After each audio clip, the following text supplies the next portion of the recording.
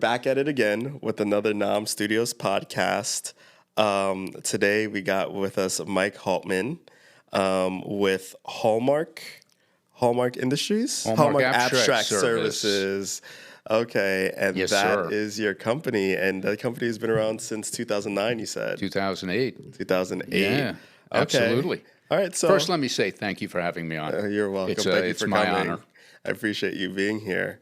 And so, just start off by telling everybody, who you are, Sure. what you do, and then we could, start moving from there. Terrific. So I'm the CEO of Hallmark Abstract Service. We provide title insurance in New York for residential and commercial real estate transactions. Where I came from in 1984, not to age myself, but I got my MBA in finance. Worked as a bond trader on Wall Street, bond analyst, then a bond trader, then an equity trader.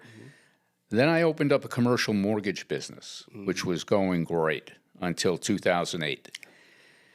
2008, we sold our paper to the CMBS market, which is something that no longer existed when Lehman failed. And my wife was in a family business, hard money residential construction lending, which is it's a great business, but not in 2008. So both our companies kind of went out.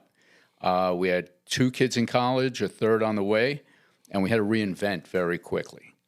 And we both knew title insurance. One of the things as a trader is you want to get into things when everyone else is jumping out of things. So in 2008, a lot of title companies were closing. Title's a great business. We both knew about it. And there came Hallmark Abstract Service. Okay, so for the people who don't know, what exactly is a title business? Or does a title company do? So we provide, anyone who buys property, New York or anywhere else, when you close on the transaction, you get a title insurance policy. Basically, title insurance is guaranteeing that you have good, clean, clear title to the property, that nobody else can claim it. It's a very important thing because, you hear all these things about title theft, and, you don't want to be in a position where somebody comes in and says, you know what, this is my property.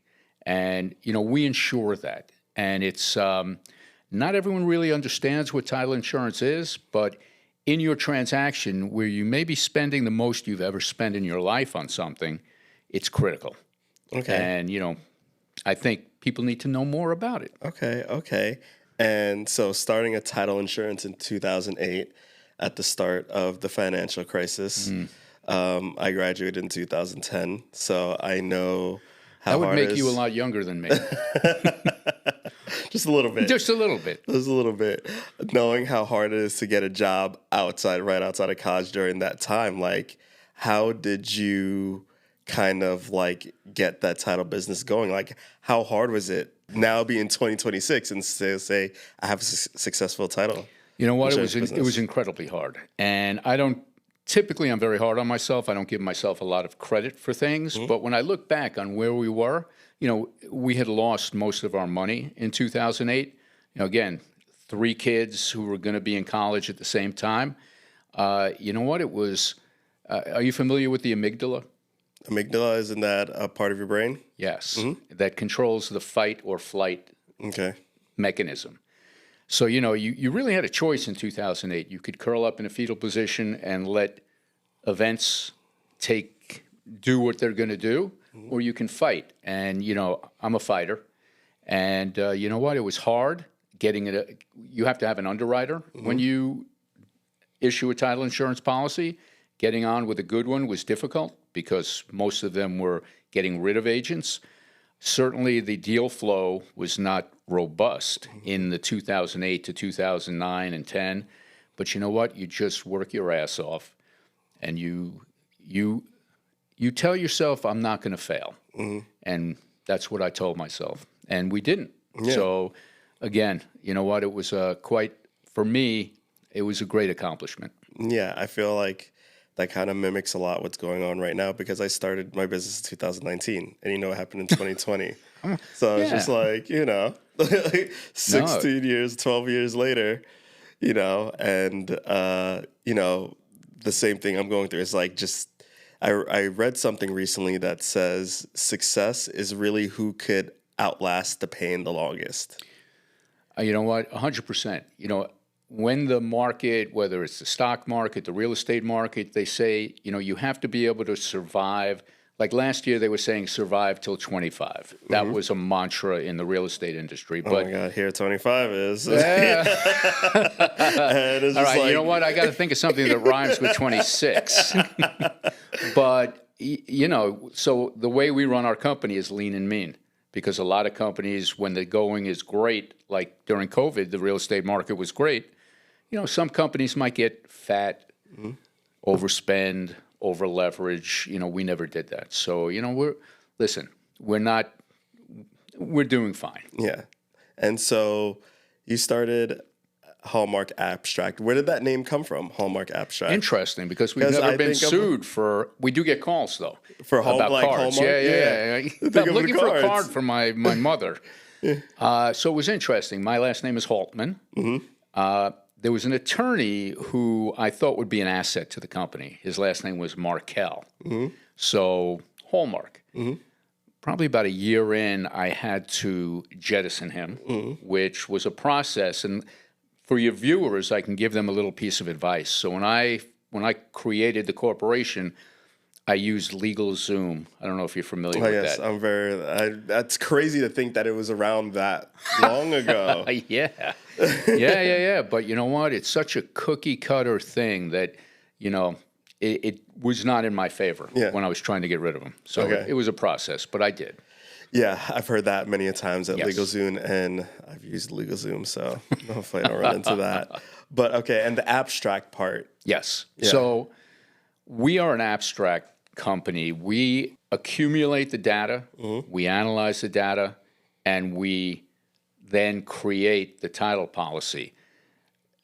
Basically, you get abstracts of the property. So if you're not an underwriter, you can't have the name insurance in your name. So we are a title abstract company.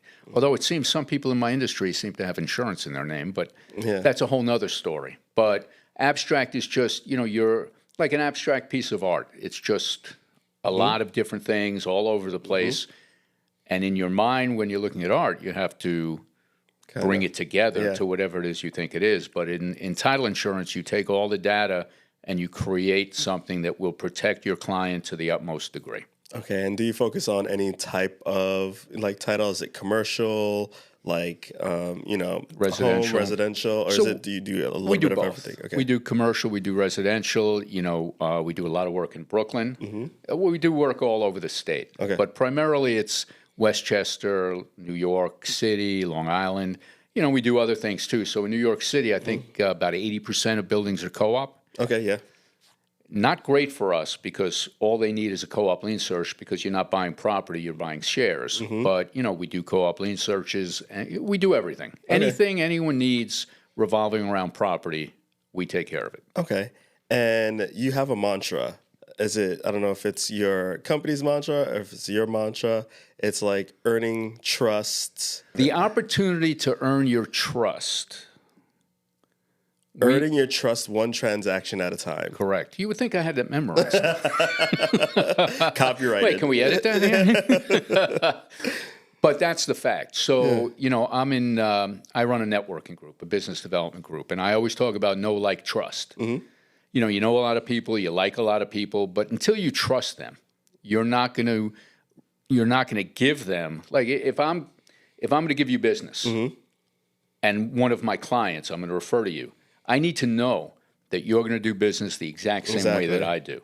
And, you know, that's what we're trying to convey is that every time you trust us with a deal or give us a deal, we look at it as another opportunity for us to show you that your client, the buyer, is utmost in our mind. Yeah, our number one priority. Exactly. That's very important. And talk about your networking group or your group that you run that you just touched upon before that. What's the name of it? Well, this one happens to be a B&I group. Okay. Are you familiar with B&I? I am part of B&I, yes. Okay. So I'm the president of a Manhattan group. Okay. And so you drive to Manhattan every week? Well, now, after COVID, We're now hybrid. So Okay. every 4 weeks we're in person in Manhattan. Okay. So I'm on a 5:05 train in the morning. Okay. Which, you know, And where at do you guys my meet? age, man, that makes, listen, I got to try and preserve my beauty. Yeah. Those early mornings are tough. But, yeah, it's great. You know what? BNI is not for everyone, but for the right people with the right mentality, you know, if you're very transactional and you think you're going to come into a BNI group and you're going to start getting business next week, you know, that's not how it works. Yeah. Again, build trust. Yeah. Exactly. And that takes time. And where does your BNI group meet? When we meet in person, there's an accounting firm, LMC, Okay. on the corner of Broadway and 36th. Okay, so right in Midtown. Yeah, it's great. Okay. It's great. So you just get on the train to Penn and then you walk? Get on the train and walk. Sometimes I go to Grand Central because I think I like the environment a little bit better. Okay. But okay. yeah. And how many people are in your BNI group? Now there's the issue. Some groups are huge. Are you in a huge group? My group started with 25. We just hit 35, but I know there's great. one in Long Island that's like over 100. Run by, or used to be run by a guy, Tim Wan. Tim Wan is the one that put together my group. So you're an offshoot. Oh, Tim Wan's a director. Tim Wan is a director, success coach, whatever the name Yes. is. So he put together our group. Yes. And so we're one of the newest groups. We were the fastest growing and the only one that successfully started last year. That's great. Yeah. Well, you know what? Tim is kind of like, and I know Tim through Huga. Is that where you met him? Yes, I met Tim through Huga. Right.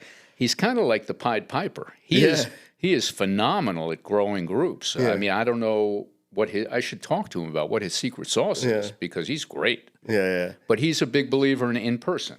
He's a big believer in person. We meet every Tuesday in the Dix Hills, Comac area. Okay. I mean, listen, I'm a big proponent of in person too, but I think during COVID people got lazy. Yeah.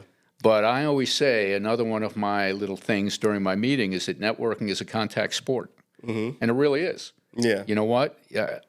You know, this kind of face to face on Zoom. How many times everyone's looking at their phone. Everyone's doing it's terrible. Maybe your kids are in the back. You know, It's terrible. It doesn't hit. I mean, you know, when I first started in 2019, I remember telling myself, I'm sorry, in 2019, 2020, I have to do at least 1 to 2 networking events a week. I was like, I'm going to do it. And then March came, and that didn't really start happening till 2022, 2023 is when I really started like boots on the ground, going in person.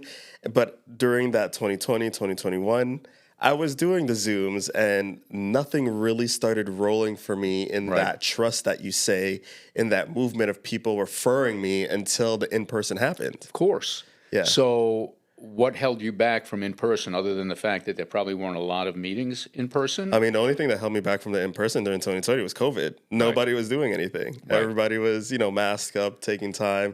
Of course, there came a time like during the summer, you tried to people were going outside, masks, but 6 feet apart. You can socially distance outside. Yeah, but we wouldn't be able to do this. No. It was, you know what? It was tough. But, I always say that, while the meeting, you have your hour-and-a-half meeting, which is great. Yeah. But that's not where the magic happens. No, it's the one-on-ones. It's 100%. Where, it's not just what you do for a living, but what makes you tick. Yeah. What outside interests do you have? What charities do you support? You know, what can I do for you on another level? Yeah, exactly. So, definitely in person. Yes. So speaking about charities, you have a charity, correct? I do. I'm the board chair of a combat veteran charity called Heroes to Heroes Foundation. Okay. We work with combat vets who return home suffering moral injury. And are you familiar with moral injury? No, I'm not familiar with that. So basically, it's where you do something, see something, are involved with something that is so traumatic, abhorrent, so against everything you hold dear as a human being, you can't live with yourself. But at the same time, you don't have any way to get it out. So, I've always said, if I'm sitting in a diner with a vet who's got something inside, he's not going to tell me. Okay. You need other people who understand. So we have a year-long program, and it's based in peer support, spiritual reawakening, and reconnection to faith. Okay. So loss of faith is a huge contributing factor in suicide. So the founder of the charity, who at a young age was sent to Israel by her parents because she was not a good kid, Israel saved her. Okay. So most of our vets, 99%, are not Jewish, but Israel is the birthplace of so many religions. Okay. And we send them on 10-day journeys to Israel. That's amazing. Where the healing it's not a vacation. Yeah. It's a working journey where every day, whether they're going to Stations of the Cross, whether they're getting baptized in the Jordan River, Yad Vashem, the Holocaust Museum, it's all critical to teaching them about faith, reconnecting them to faith, but more than that. So one vet didn't want to go. A lot of the vets who go are kind of not really wanting to go. They're kind of at the end. Yeah. One vet came out of Yad Vashem. He hadn't been talking to anyone, and he called everyone around. And he said, I have a story to tell. And when he was in Iraq, he was with his platoon. A father and his 10-year-old son approached them. The father gave his son his gun and said to kill the infidels. This guy had to kill a 10-year-old, and then he killed the father. But he had a 10-year-old at home. How do you reconcile killing a 10-year-old? When you have one at home. Or even if you don't have one. I mean, killing kids. But anyway, so he came out of Yad Vashem, and the last exhibit in Yad Vashem is a candle for every child killed in the Holocaust. Okay. And he came out and he realized that there's a big difference between being a sociopathic murderer and being a soldier who's doing his job. So for him, that was a key part of putting him on the path to healing. So there's so many different things. We've had vets who put their hand on the Western Wall and said they felt an electric surge through their hand. I mean, for each vet, it's a different aspect of the journey, but it's critical. How long has this organization been around for? Probably about 16 years. Okay. So as you may or may not know, when you have a smaller charity, particularly, in any space, the charity space is very crowded. I don't know how much TV you watch, but if you do, you've seen Tunnel to Towers. Yeah, of course. You've seen Wounded Warrior. A lot of our work is with a lot of charities and nonprofits. I mean, that's one of our target markets when it comes to marketing and video production.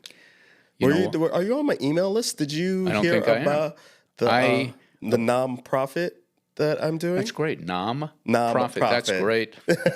You know what? You should be in marketing. I think I should. That's great. I can't take kudos for that. I have to. You know who takes kudos for that? Christine Fitzpatrick. She leads the League of Yes, which helps kids with disabilities play. They have a spring summer session, which is help kids with disabilities be on a baseball team, and then she has a fall winter session where it's basketball. That's great. And so basically, I brought that up to say that we have a nonprofit where we pick one nonprofit every month, and work with them to provide high value video content and marketing so that their mission could really be elevated through the digital channels. That's great. So that's how we're really using our marketing budget this year. Right. Instead of just putting into Google Ads and everything. We're trying to really get local into community. And you talking about your organization, I was like, I didn't see your application come through, so I need to give it to you. I didn't even know. Out. Yeah, but so we're,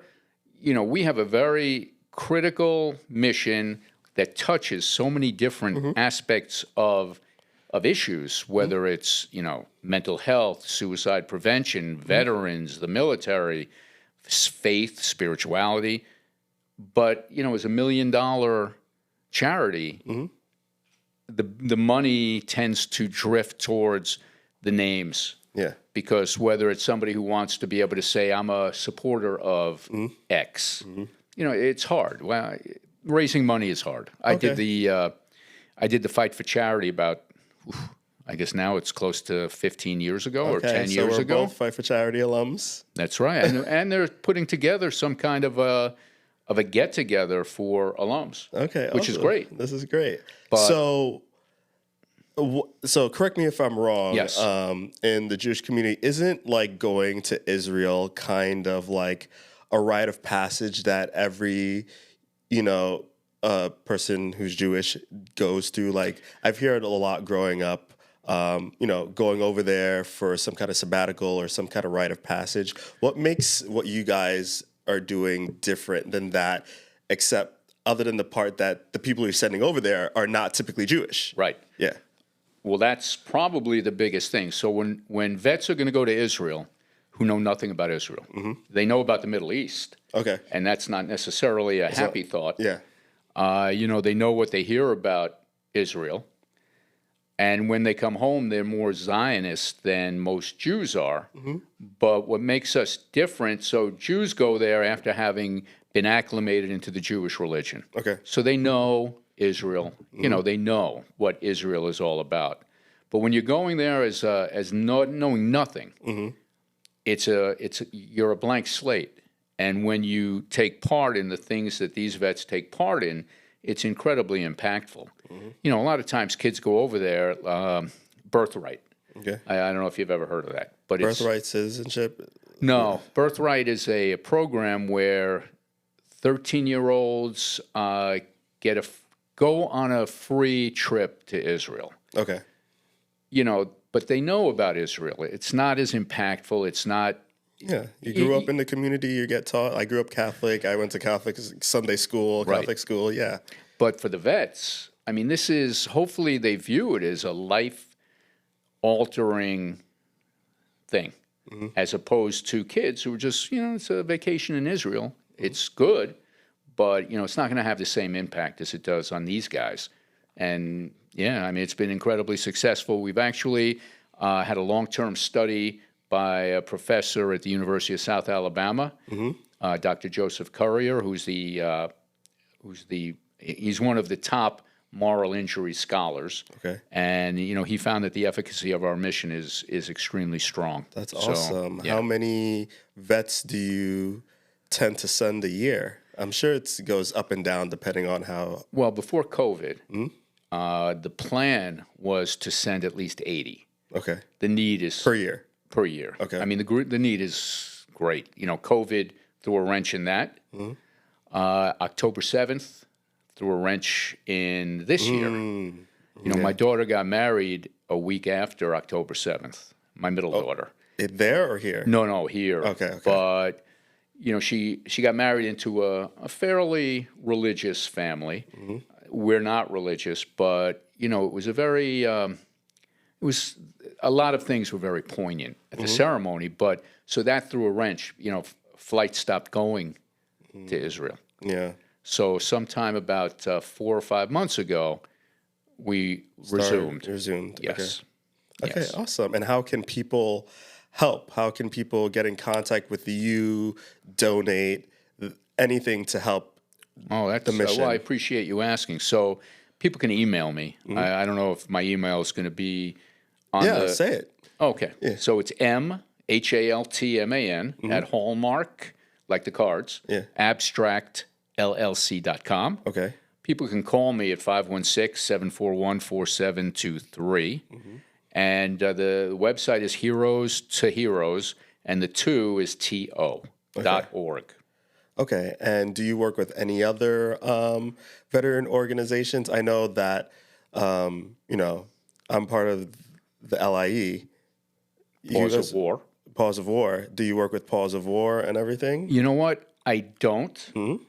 Again, it's an interesting dynamic. Yeah. When you call somebody to try and raise money, people will tell you, I already donate to X. And it's the same thing, like, it's hard to commingle with someone who already charities, is helping vets. Right, because you're kind of cannibalizing each other.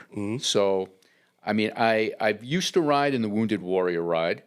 There was a 30-mile ride from Amagansett to Sag Harbor and back. Okay. Which was great. Bike.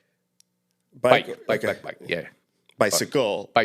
Okay. Yes. 30 miles on a motorcycle wouldn't be so great. But then Heroes to Heroes. Then Wounded Warrior got into a little bit of trouble, and that ride stopped. But there was in Sag Harbor, there was the mother of a vet who died in, I think it was Iraq, and had a video online called 6 Seconds to Die.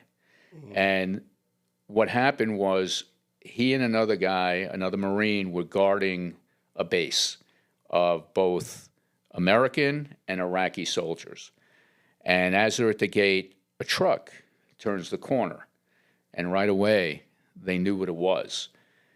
So they're firing. They kill the driver, but the driver detonates the truck. So, the 6 seconds to die when the truck turned the corner. Was it they knew? Maybe it was 6 seconds to live. I forget. But it was, but the mother would tell the story at the midpoint, and it was got tears every time. Okay. And so I see a kind of connection between,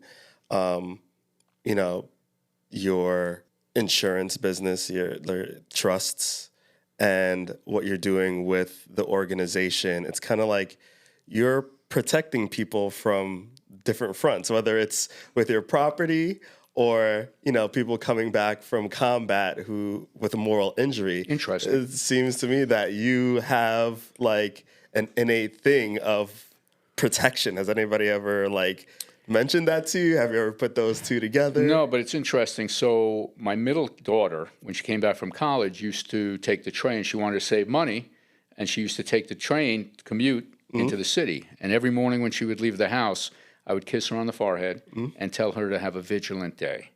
So security and protection, self-awareness, situational awareness. Yeah, I've always been very big on that. Are you a veteran? I'm not. Okay. But you know what? That makes it even more important because I think less than 1% of Americans serve, and these guys serve so that we can do this. And I don't know that they get enough appreciation from the masses. Absolutely. So I just think I've always been a big national security proponent of the people who protect us. Absolutely.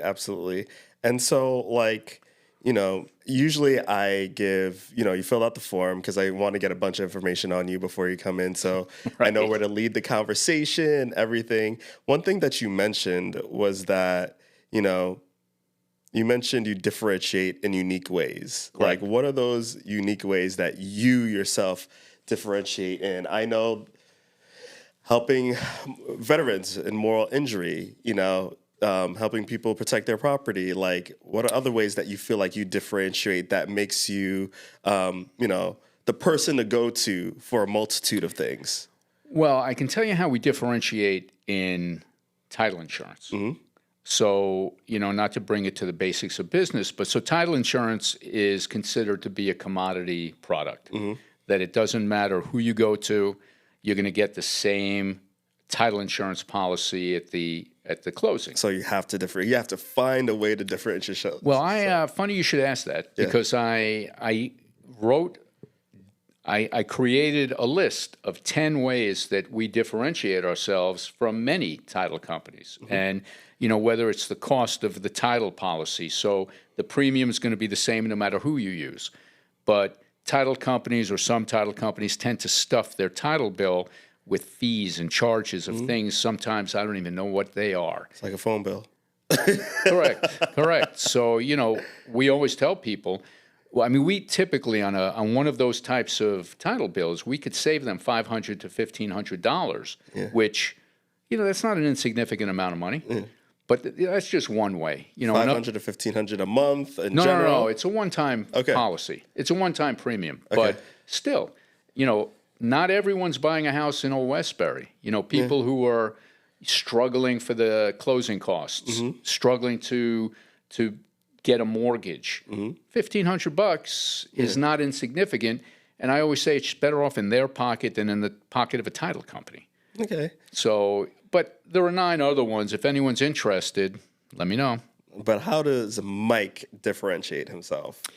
You know what? I try and be as good as I can be. I try and teach my kids about giving back. I grew up in a pretty unhappy house.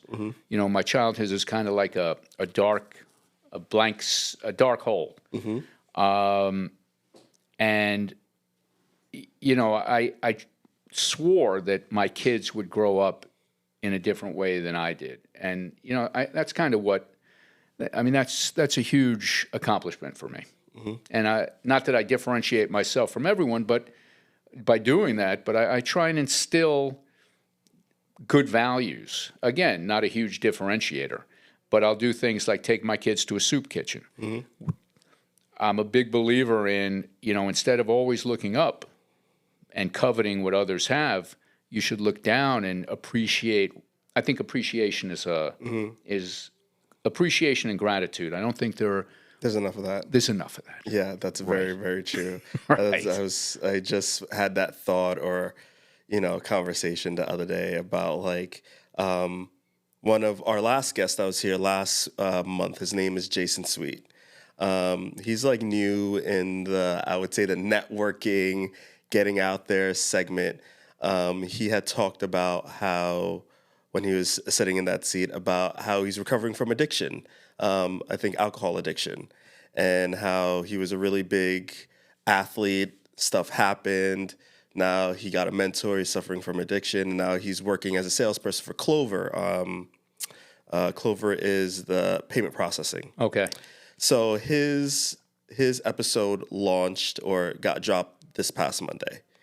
I put all his clips online and everything, and the text I got from him was like one of the best texts I've had from him to this day. He was just like, "Hey man, you don't know what you did. Since you posted those clips, my phone hasn't stopped ringing. My family loves it. I have potential clients that love it. I have potential leads for you, but I appreciate you so much. You don't know what you did." And I was just like, wow, like it took him probably all of 5 seconds to do that, but it made me feel like so good for just him coming in and having a chat with me like we are right here. And that goes back to what you're saying about like trust and knowing the person, and then, having this conversation lets us know about each other right now. Now, if someone asks me for payment processing, I'll be like, go to Jason, man. Of course. No, that's phenomenal. You know what? And you bring up addiction. So I've given each one of my kids, I was never in a 12-step program, but are you familiar with the Serenity Prayer? No. I mean, I feel like I've heard it. Yeah, you definitely have. Yeah. So it's basically, I always forget how exactly it goes, but it's basically being able to understand the things you can control, the things you can't control, and God giving you the strength to know the difference. And I gave it to all my kids because, they struggle with, I don't know if you use the phrase "what if" a lot. I've felt myself use it a couple of times. Okay, well, my oldest daughter in particular uses it a lot, and I'm like, you got to take that out of your vocabulary because you never extrapolate out to a good ending. What if is always to the worst possible outcome. Yeah. So, most of those things that she does that with are completely out of her control. So the Serenity Prayer, I gave it to them a plaque to look at every morning. They don't, but it would be good if they did. Yeah.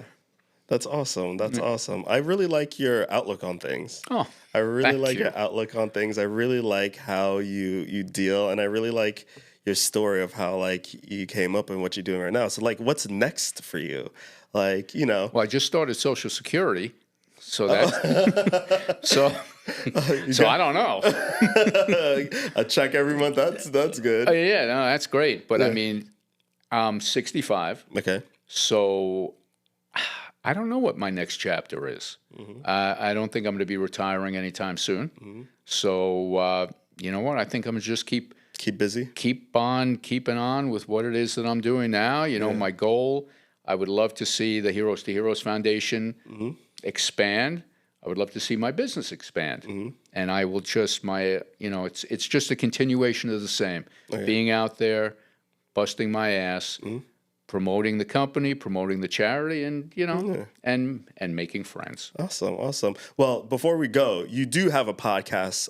I do. Yourself. I do. Tell people about your podcast so when they see this, they could find you there as well. So that's funny because sometimes someone will say, "I saw your episode." I say, "I was wondering who watched my episode." So my podcast is called "Do You Ever Wonder?" Okay. Which I thought of in the shower one day. Okay. I love shower thoughts. Oh, you know what? Whether I'm in the gym or in the shower, that's where I have my best thoughts.